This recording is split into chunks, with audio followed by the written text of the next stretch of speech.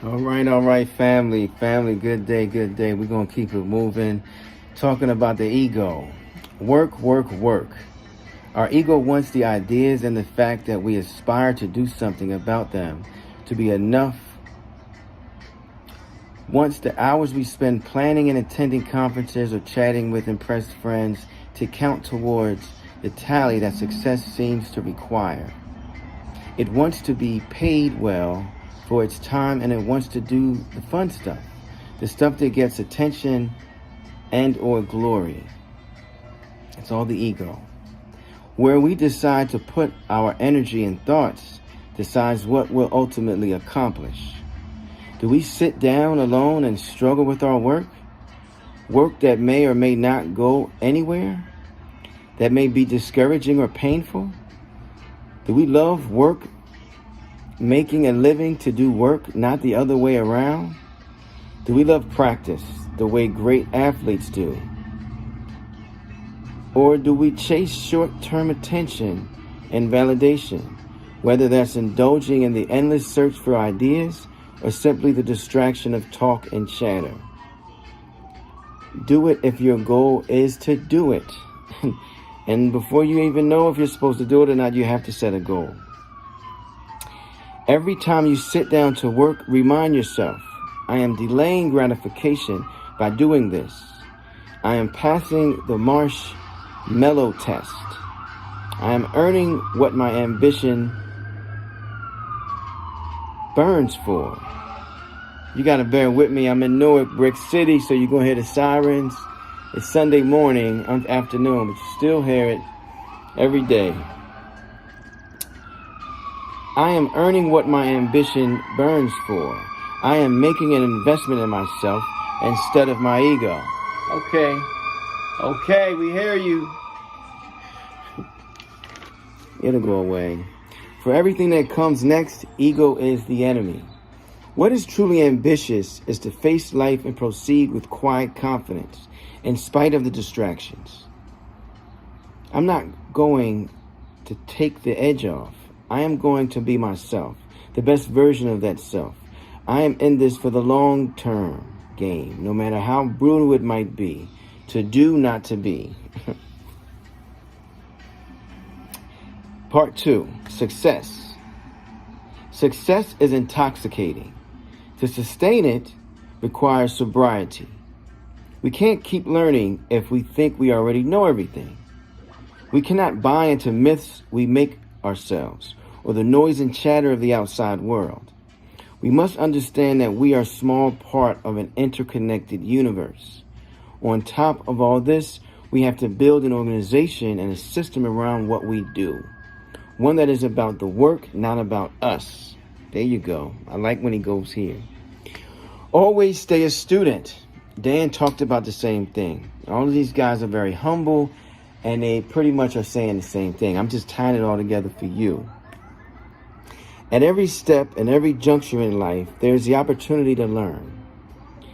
And even if the lesson is purely remedial, we must not let the ego block us from hearing it again.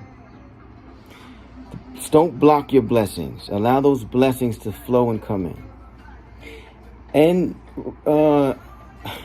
they all say the same thing in these books. They're all saying the same thing. I don't know if they're reading the books together and writing them. I'm not mad at them. I might put it in my book because it makes sense. Don't tell yourself a story. Mind you, this is the book called Ego is the Enemy by Ryan Holiday. Dan Graziosi, his book Millionaire Success Habits, was written after this. So maybe he read this and got stuff from it, which is fine. You know, all of this stuff resonates. You must create and implement a standard of performance. What should be done, when and how. Standard of performance is about instilling excellence. The deceptively small things that is responsible for a team's transformation and victory. Those small steps. When you're winning, the ability to listen, to hear feedback, to improve and grow matter more than ever before.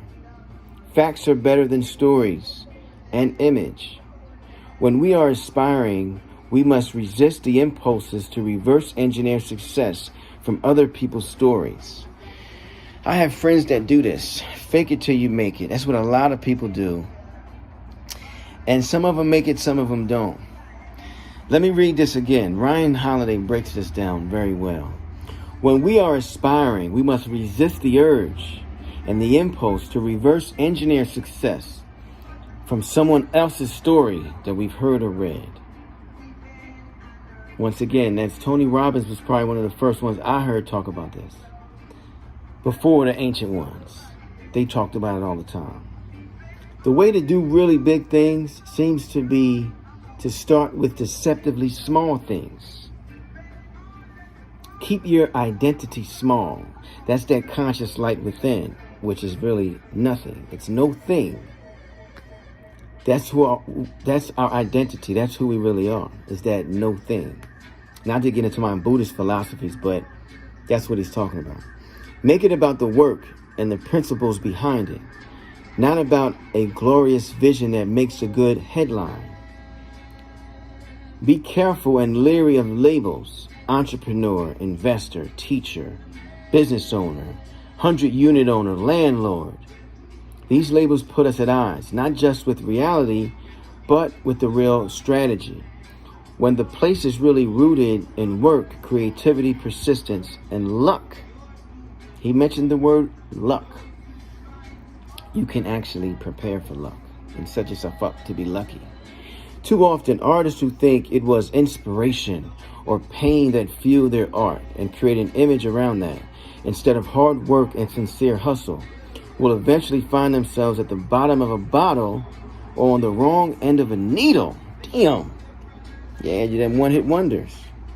Instead of pretending that we are living some great story, we must remain focused on execution and on executing with excellence. We must shun the false crown and continue working on what got us here.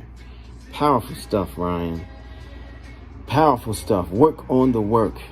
Excellence. Strive for excellence. Strive for that greatness, that perfection by those small, deceptively small steps that you have to take. What's important to you? All of us waste precious life doing things we don't like, to prove ourselves to people we don't respect, and get things we don't really want. Ego leads to envy, and it rots the bones of people big and small. Ego undermines greatness by diluting its holder. Let's be clear, competitiveness is an important force in life. It's what drives the market and is behind some of mankind's most impressive accomplishments. On an individual level, however, it's absolutely critical that you know who you're competing with and why, that you have a clear sense of the space you're in. Very important. Only we know the race we're running. Unless ego decides the only way you have value is if you're better than or have more. Each one of us has a unique potential and purpose. That means that we are the only ones who can evaluate and set the terms of our lives. Far too often we look at other people and make their approval the standard we feel compelled to meet, and as a result squander our very potential and purpose. We cannot do that. We can't measure ourselves against someone else's story or against what we see other people doing. We got to measure ourselves against us, against a certain level of a standard of performance that we set for ourselves. All right? So we're going to stop right there today. Work, work, work. Work on the work. Find joy in the journey. And I will see you on the other side, family. Peace.